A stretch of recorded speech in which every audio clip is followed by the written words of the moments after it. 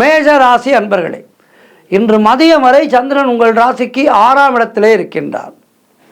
உங்களுடைய ராசி அதிபதி செவ்வாய் ராசிக்கு 6ஆம் இடத்திலே இருக்கின்றார். ஆகவே வெளிநாடு செல்வதற்கான விசா போன்றவை கிடைக்கும் இன்றைய நாளிலே. ஆனால் குடும்பத்திலே கணவன் மனைவிக்குள் சண்டை சச்சரவுகள் ஏற்பட வாய்ப்புகள் இருக்கின்றது. கவனமாக இருக்க வேண்டும். அலுவலகத்திலே பணிச்சுமை அதிகமாக இருக்கும். நண்பர்கள் மூலம் உதவிகள் கிடைக்கும். கூட்டு தொழில் செய்பவர்களுக்கு மன வருத்தங்கள் உண்டாகலாம். இந்த வேளையிலே ஒரு விஷயத்தை நான் சொல்ல கடமைப்பட்டிருக்கின்றேன். இந்த வெளிநாடு சென்று வேலை பார்ப்பது என்பது இன்றைய காலகட்டத்திலே மிக மிக நிறைய 100% பேர் வெளிநாடு சென்று வேலை பார்க்கின்றார்கள்.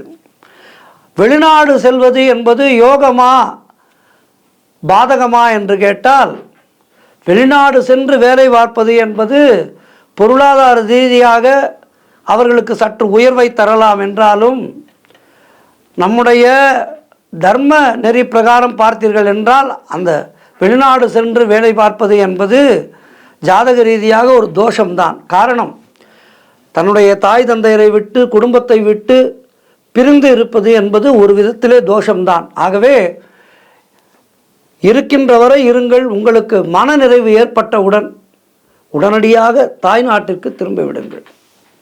தாய் நாடு தான் என்றைக்கும் நமக்கு ஒரு பொக்கிஷம். ஆகவே இருக்கும் இடத்தை விட்டு இல்லாத இடம் தேடி என பாடினார் கவியரசர். ஆகவே பொருள் தேடுவதற்காக ஓடுகின்றோம். இந்த காலத்திலே தேடுவதற்காக ஓட வேண்டியது தான். என்றாலும் உங்களுக்கு ஒரு மனநிறைவு ஏற்பட்டு போதும், இதை வைத்து நம்முடைய பிள்ளைகள் சமாளித்துக் கொள்வார்கள் என்கின்ற ஒரு நம்பிக்கை வரும்போது அங்கிருந்து இங்கு வந்து விடுங்கள். அது சிறப்பானதொரு வாழ்க்கையை நமக்கு கொடுக்கும். ஆகவே வெளிநாடு செல்வது என்பது ஒரு தோஷம் என்று சொல்கின்றார்கள். அந்த தோஷத்தை நாம் நிவர்த்தி செய்து கொள்வோம். ஆகவே இன்றைய நாளிலே அதற்கான வாய்ப்புகள் இருக்கின்றது.